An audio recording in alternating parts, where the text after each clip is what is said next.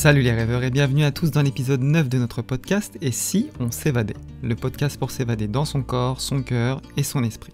Je m'appelle Romain, c'est moi qui serai votre interlocuteur privilégié ici dans cette émission et mon objectif est de vous proposer une nouvelle évasion dans chaque épisode. Aujourd'hui les rêveurs, nous allons survoler ensemble la force de l'intention pour dévoiler son importance, non pas seulement pour créer notre réalité, mais tout autant pour la préserver.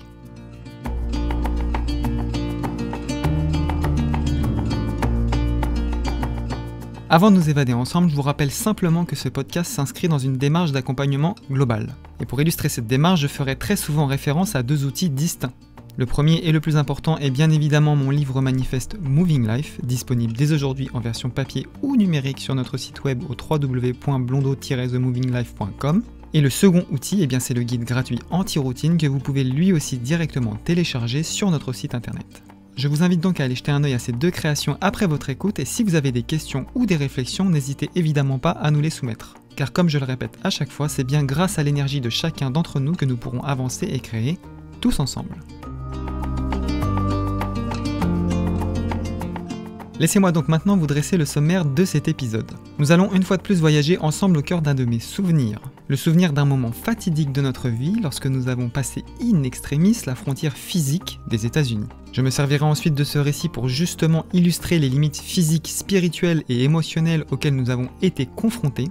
Et pour finir, je me permettrai d'illustrer l'idée selon laquelle nous devons accepter nos limites et celles des autres pour pouvoir non seulement créer une réalité, mais aussi et surtout pour la préserver. Alors c'est parti les rêveurs, prenez maintenant 3 grandes inspirations et commençons dès maintenant cette nouvelle évasion.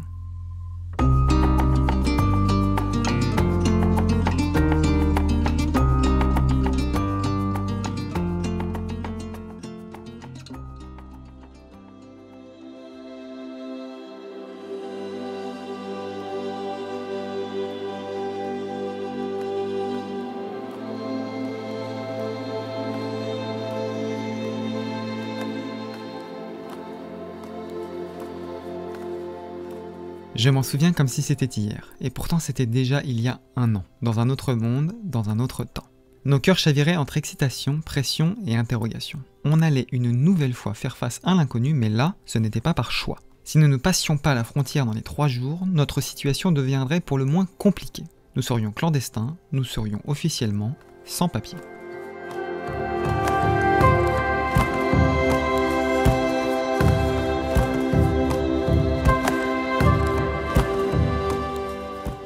Alors la marginalité, ça nous connaît. J'ai la sensation de baigner, moi, en ce qui me concerne, dedans depuis toujours. Incompris, décalé, jamais dans la tendance, mais toujours dans ma direction. Après une vie bien rangée et toute tracée, vous le savez, nous avons tout quitté. Notre statut social, nos métiers, notre réalité. De tout cela, évidemment, je pense que j'aurai l'occasion de vous en reparler. De cet état d'être et de ce mot qui, depuis quelques années, se charge tendrement d'une énergie totalement nouvelle à mes yeux. Comme je vous le disais dans l'épisode 2, je pense que la marginalité devrait aujourd'hui être valorisée et non plus stigmatisée. Non pas pour l'image qu'elle renvoie dans l'inconscient collectif, mais pour ce qu'elle peut être, ce qu'elle peut illustrer et véhiculer aussi. Une réponse, une solution possible, un positionnement et même une vision. Être en marge du monde, je sais pas pour vous, mais le simple fait de prononcer ces mots me fait moi vibrer le cœur et l'âme.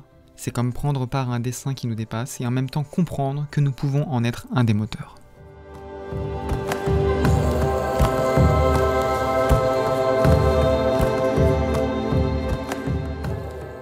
Pour ce récit, nous faisons donc un bond dans le temps de plus d'1 an. C'était le 18 janvier 2020, la veille de mes 33 ans. Ça n'a a priori pas la moindre importance dans le contexte, encore que 33 ans c'est symbolique et surtout lorsqu'on connaît l'impact du chiffre 3 dans ma vie. Mais parenthèse mise à part, passer 33 ans, se mettre autant en porte-à-faux dans la vie, c'est pas anodin. C'est le résultat d'une multitude de choix, mais aussi et surtout d'une acceptation profonde de sa condition.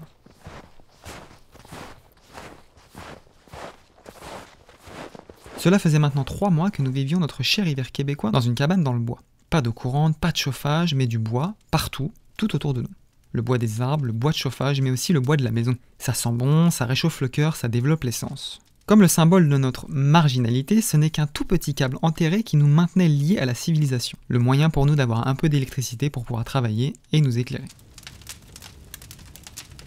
Alors de cette portion de notre vie, je pourrais vous en écrire des dizaines de lignes. Je pourrais même, je pense, littéralement en écrire un livre. Mais aujourd'hui, ce n'est pas le sujet, c'est simplement le postulat de départ. Ceci dit, si vous voulez en écouter un tout petit peu plus sur le sujet, je vous invite à écouter l'épisode 5, qui vous plonge dans cette expérience proche de la nature, proche de la vie.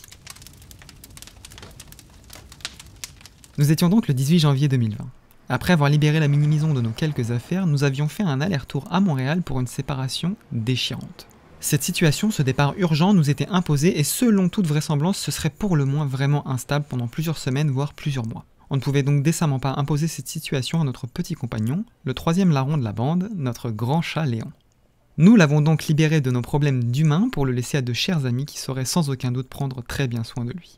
Et puis enfin, de retour dans notre région des Cantons, nous avions chargé notre van de nos affaires. Sac à dos, équipement chaud pour l'hiver, de quoi subvenir à des besoins de première nécessité si par malheur nous devions passer une ou plusieurs nuits dans le van sans chauffage ni électricité. Et après une dernière incursion en forêt pour la remercier de ses bienfaits et de sa protection, nous avions quitté ce petit havre de paix. Le pas léger dans une neige fraîche de janvier, c'est avec excitation mais aussi avec appréhension que nous avions mis le contact dans le van et pris la direction de Saint-Augustin de Woburn, le petit village à seulement quelques kilomètres d'ici, pour passer la douane et pénétrer le territoire états-unien.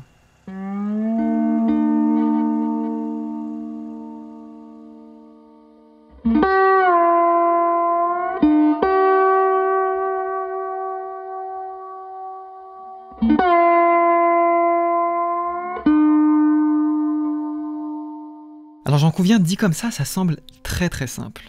Mais laissez-moi vous replacer dans la situation. Cela faisait 2 ans et demi que nous étions au Canada. Notre dernier visa de tourisme touchait à sa fin et notre seule porte de sortie était les États-Unis. Si les États-Unis nous refusaient l'entrée, on était bloqué, avec pour seule autre solution, quitter le pays par avion sans savoir quand on pourrait revenir. Et pourtant, notre bus attend déjà notre retour pour être converti en maison. Nous avons des affaires dans 3 endroits différents ici et Léon est à Montréal et nous attend, lui aussi, déjà. Notre vie tout entière, bien qu'instable, elle est ici. Non, pour nous, la France ou l'avion n'était absolument pas une option. On devait donc passer cette petite douane routière. On l'avait déjà fait dans d'autres circonstances, certes, mais là, on y croyait, comme d'habitude. Tout serait ok, nos pensées, nos actions, nos souhaits, nos intentions, toute notre force et notre énergie étaient dirigées vers cette action. Vers ce lieu, cette transition, ce point physique qui, si on y regarde de plus près, traduit tout simplement une illusion. Une ligne imaginaire entre 2 nations administratives. Car cette ligne, cette frontière, cette limite, elle n'existe pas en réalité. C'est un consensus, une convention, un compromis même, si j'ose dire. Et pour expérimenter cette idée en ce lieu précis, le mieux c'est encore de prendre de la hauteur, jusqu'au sommet d'une des montagnes du sentier frontalier, le mont Gosford par exemple. De là-haut, impossible de distinguer où l'on est. Canada, Québec, États-Unis, la nature et la vie n'a que faire de la géopolitique et des considérations de l'être humain, qui, soit dit en passant, est quand même passé maître dans la création de limites, de frontières, de barrières et même de murs. Car cette douane, les rêveurs, il s'agit bien de cela, une frontière physique. Et cette frontière, rien ne nous obligeait à l'embrasser dans notre cœur et notre esprit.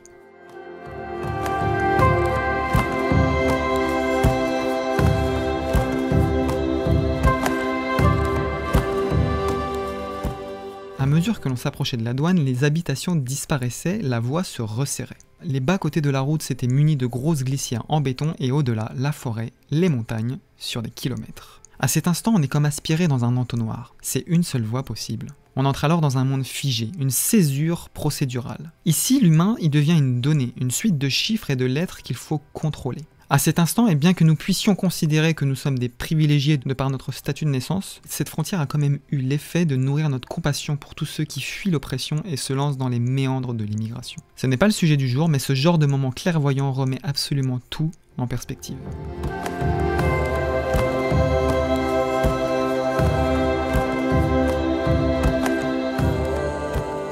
Face au portique de la douane routière, impossible de faire demi-tour à ce stade. Notre visa expire demain, si la porte des US nous est refusée, celle du Canada le sera aussi. Nous serions donc prisonniers du temps et de l'espace entre 2 barrières, une zone neutre qui n'appartient ni à l'un, ni à l'autre. Alors bizarrement, par rapport à ce qu'on essaye de véhiculer comme état d'être et comme état d'esprit, on devrait plutôt être à l'aise dans ce genre d'endroit. On devrait s'y sentir libre un peu comme dans les eaux internationales. Mais en fait, il n'en est rien. Ici, l'anxiété, elle vous envahit. Car la seule et unique limite qui existe là présentement à cet instant précis et qu'on ne peut contrôler, c'est celle du corps. Une barrière nous bloque la route. Une barrière nous empêche d'avancer. Cependant, cette limite, elle n'a pas pour vocation d'exister elle aussi dans notre esprit et encore moins dans notre cœur. Et pourtant, à cet instant, je vous l'avoue, j'avais peur. Peur de ce qu'on m'avait dit, peur de ce qu'on m'avait rapporté, peur des statistiques, peur des chiffres. Mais moi, au fond de mon cœur, dans le fond, j'avais pas peur du tout. Je savais que mon destin était de passer cette frontière, je savais que notre destin était de passer cette frontière. c'est notre chemin sans lequel nous ne pourrions réaliser notre mission. Non, pour nous ce n'est pas une question, passer, nous pourrons.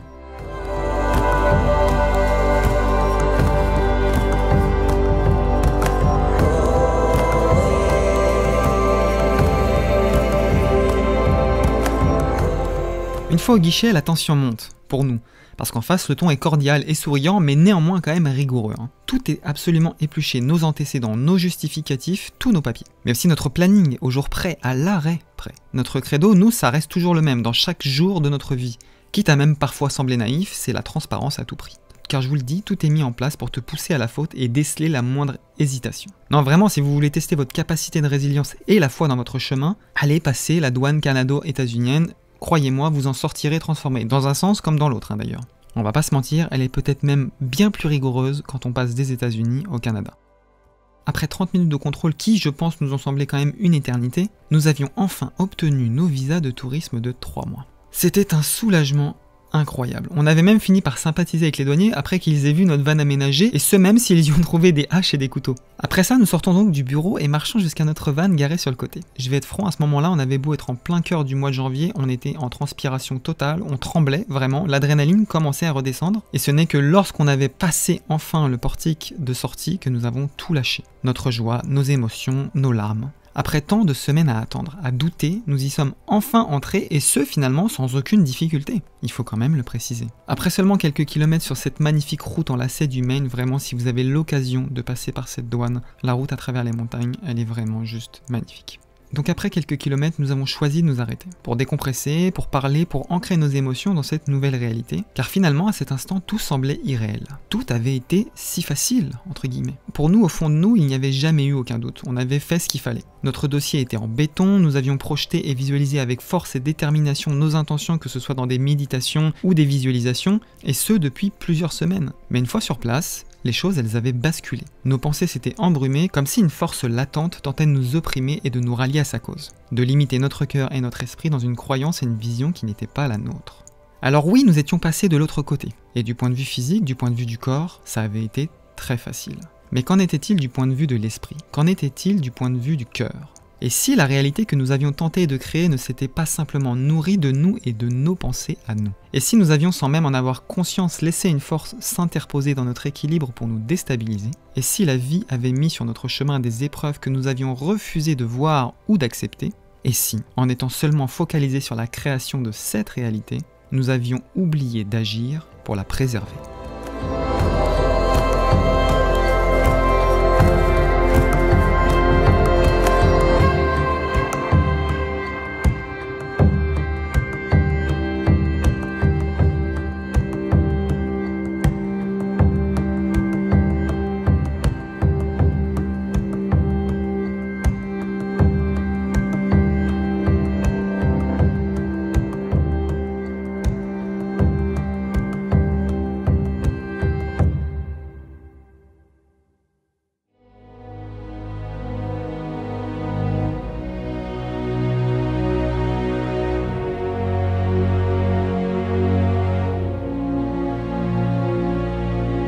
Et voilà les rêveurs, c'est ici que mon récit s'achève pour cet épisode, et j'espère sincèrement avoir réussi à vous y projeter avec le plus d'authenticité possible. A priori comme ça, c'est pas vraiment le fun de parler d'une douane, mais c'est pour autant ce vers quoi j'ai été guidé. Vous l'aurez compris, cette douane, cette frontière physique ne fut pas la seule limite à laquelle nous avons dû faire face. Ce qui, à cet instant clé de nos vies, a pu nous déstabiliser, ce ne sont ni nos pensées, ni même nos croyances limitantes personnelles, mais bien celles des autres, qu'ils soient d'ailleurs de notre proche entourage ou non. Lorsqu'on embrasse le monde de l'invisible, le monde de l'information quantique, comme nous avons pu en parler dans l'épisode 8 avec Steven, il y a une chose très claire qu'on peut comprendre. Nous sommes les dépositaires d'une énergie qui nous permet d'être maîtres de nos intentions et donc de notre réalité. Nous pouvons la créer par la pensée, à travers la méditation, la visualisation, la pleine conscience et différents autres outils qui permettent de préserver l'intégrité et la justesse justement de nos pensées.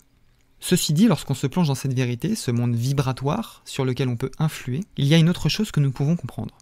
L'équilibre ou la cohérence dont on peut faire preuve ne dépend pas uniquement que de nous. C'est aussi la somme de toutes celles et ceux qui nourrissent notre quotidien. Qu'il s'agisse d'ailleurs de notre quotidien physique ou digital, puisque c'est bien le monde dans lequel on vit aujourd'hui. Prenons par exemple celui d'un parent, un membre de votre famille, qui, en vous témoignant son affection, va dans le même temps vous alourdir de ses peurs et de ses inquiétudes.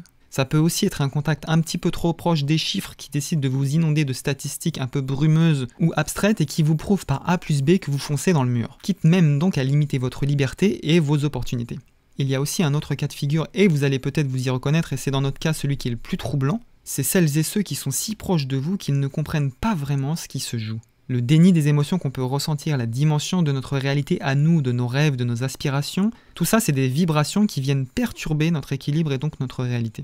Durant les semaines nous séparant de notre départ, on nous a par exemple souvent dit « Au pire, c'est pas grave, vous irez en France quelque temps, puis vous reviendrez quand vous pourrez ». Des mots a priori anodins et vraiment bienveillants, mais qui pour nous étaient aussi douloureux qu'un coup de masse sur la tête. Et ce qui est le plus vicieux justement avec tout ça, c'est que cette énergie déployée à travers ces différents schémas de pensée, elle n'a aucune mauvaise intention consciente la plupart du temps. Tout ceci est inconscient, tout ceci fait partie d'un autre plan, d'une autre dimension, donc comme je le disais juste avant, celle de l'information, celle de la vibration.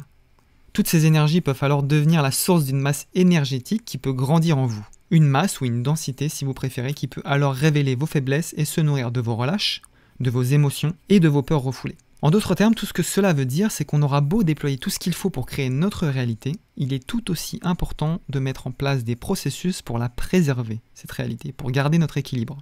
Et aujourd'hui, ce processus, on l'entend partout à tort et à travers, et on lui donne souvent le nom soit de lâcher prise, de résilience, voire même de stoïcisme, pour ceux qui sont proches de cette philosophie, peu importe le nom finalement que vous lui donnerez. Et finalement c'est drôle parce que j'avais pas spécialement prévu de vous parler de ça en fait. C'est d'ailleurs assez intéressant de voir et sentir que l'écriture de cet épisode ne me pousse finalement pas à vous parler dans le texte de créer votre réalité, votre liberté en quelque sorte, mais bien plus finalement de comment la préserver. Comment rester équilibré dans son corps, son cœur et son esprit, comment jouir de cette liberté que l'on se crée.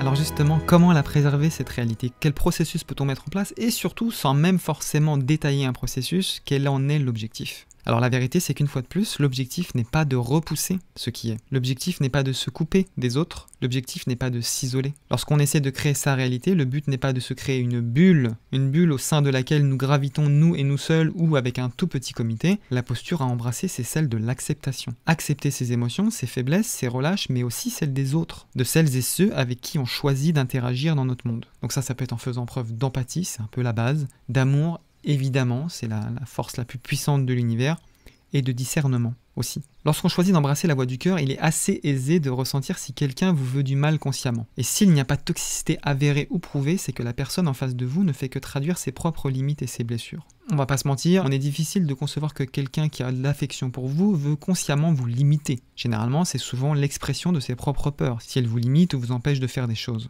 Pourquoi juger ce comportement s'il est finalement consciemment bienveillant, bien que limitant de manière inconsciente? Alors libre à chacun de choisir sa ou ses manières d'interagir avec autrui, il faut simplement garder à l'esprit que chaque interaction a forcément une vocation, un enseignement à offrir, pour vous alléger, vous endurcir, vous développer, vous aider, même vous freiner parfois, et c'est là où ça devient intéressant. Car votre entourage, il peut aussi vous servir de garde-fou. Parfois on s'en rend pas compte, mais on quitte la voie du cœur pour retourner dans celle du mental, et il est toujours bon d'avoir quelqu'un près de soi pour nous remettre entre guillemets sur le juste chemin. Alors oui, il est vraiment important d'accepter cette interaction pour ce qu'elle est et la transmuter en lumière dans notre réalité. Ne pas la repousser, ne pas la combattre, ne pas l'affronter. Quelle qu'en soit sa nature, essayez de ne pas prendre ce qu'on vous dit au premier degré. Si quelque chose vous blesse, c'est que la blessure en fait, elle est déjà là en vous et c'est à vous de la gérer. On en revient toujours à la même chose. A-t-on envie de faire preuve de résilience, c'est-à-dire diluer les éléments en soi et en faire des forces? Ou a-t-on envie de faire preuve de résistance? A-t-on envie d'avancer ou de se confronter? Je vous le disais dès l'épisode 2, a-t-on envie de voir les épreuves de la vie comme des ponts à construire ou comme des murs à franchir? Alors pour remettre en perspective un petit peu tout ça, si je pose un regard sur cet événement passé, je comprends que j'étais totalement déséquilibré à l'instant T au moment de la douane. Pas de mon plein gré certes, mais j'y ai pleinement contribué. En laissant les paroles et les actes me toucher frontalement, en les acceptant oui, mais sans prendre le temps de les diluer et de les transmuter, je me suis involontairement peut-être oui, mais je me suis déséquilibré. J'ai nourri en moi une énergie qui m'a poussé à avoir peur, à me préoccuper, à quitter un temps de près ou de loin la voie du cœur. Et aujourd'hui, je suis encore soumis à tout ça. Encore une fois, c'est une histoire d'équilibre. C'est un peu le principe de la vie et c'est ce qui d'ailleurs en fait la richesse. Mais aujourd'hui, ce qui a changé dans ma réalité, c'est que je suis bien plus à l'écoute de mes blessures et des blessures d'autrui. Et l'information que je reçois, même si je ne la traite pas directement dans un processus mental analytique, je la traite instantanément ou presque avec mon cœur. Et croyez-moi les rêveurs, c'est pas faute de le répéter, le meilleur filtre vibratoire que nous avons à notre disposition, c'est ce remarquable centre énergétique qui pulse dans notre poitrine.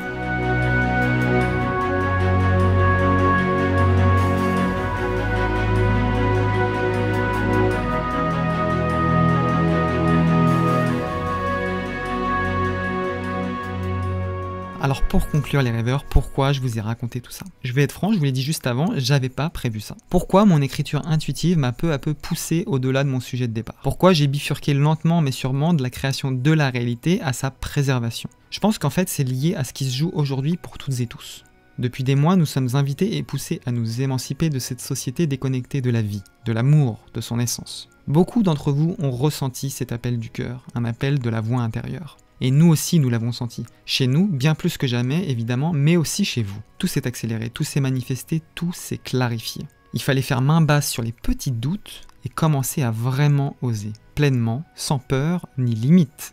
Il fallait œuvrer pour cette nouvelle réalité que nous pouvons créer. Car oui, c'est un fait tangible, c'est visible même. Beaucoup d'entre nous ont répondu à l'appel. Beaucoup d'entre nous ont emprunté ce chemin et ont commencé à œuvrer. Avec leurs mains, avec leurs pensées. Tout est allé vite, tout est allé très loin. Et alors que cette réalité se crée enfin, elle est aujourd'hui fragilisée par des échos d'un monde ancien, un monde je pense pour beaucoup déjà oublié, un monde déjà loin. Et contre toute attente, notre rôle semble être celui-ci aujourd'hui. Préserver l'équilibre, préserver la balance. Répartir sur toute la surface avec équité tout le poids de ces millions de pensées créatrices de cette nouvelle réalité. Car cette réalité existe déjà, elle est déjà là, et pour ne rien vous cacher, je pense même au fond de moi qu'elle a toujours été là. Elle nous attendait, simplement, toutes et tous, comme un programme bienveillant prêt à être activé dans nos cœurs. Et notre devoir est aujourd'hui, dans le contexte actuel où tout est fait pour détruire l'amour et cette réalité bienveillante qui se crée, nous sommes là pour préserver ces pensées et les nourrir avec générosité, amour, fraternité et liberté. Alors c'est sûr, on est à l'opposé total de ce qu'on essaye aujourd'hui de nous imposer. Mais rien n'est dû au hasard, la balance de la dualité est aussi là pour nous aider à nous éveiller et à embrasser ce nouveau champ de potentialité. Faisons ensemble un pas de côté. Car oui les rêveurs, même si on tente de nous convaincre du contraire, oui, nous avons toujours le choix au fond de nous. Le choix de quitter ou non cette vision illusoire et étriquée, le choix de tendre les bras ou de les croiser.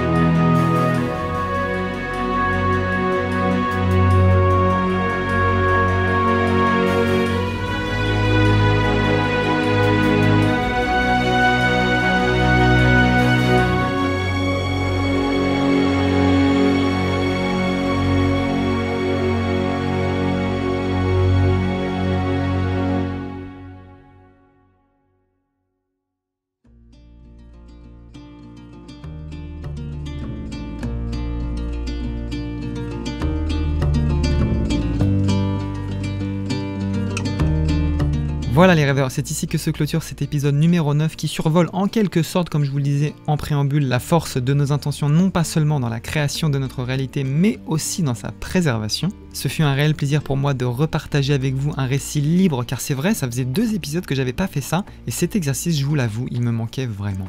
Avant de vous laisser, je vous invite donc également à vous rendre sur notre site web pour découvrir toutes nos créations. Il y a vraiment énormément de choses sur notre site internet qui vous permettront de vous évader en images. Que ce soit toutes nos séries vidéo d'évasion, de contemplation, de valorisation de territoire, d'artisanat local ou de bien-être, c'est vraiment très riche. On vous y dévoile aussi beaucoup de choses sur la conversion de notre autobus scolaire.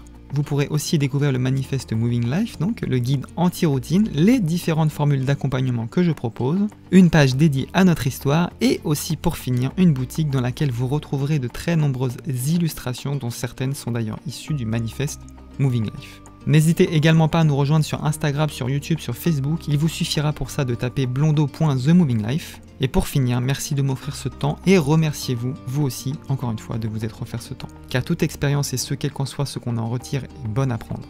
Alors avant de vous laisser, n'oubliez pas les rêveurs. Les seules limites que vous avez sont celles que vous choisissez de vous imposer. Alors finalement, et si on s'offrait la liberté d'entreprendre et de réaliser nos rêves? Et si on s'évadait ensemble?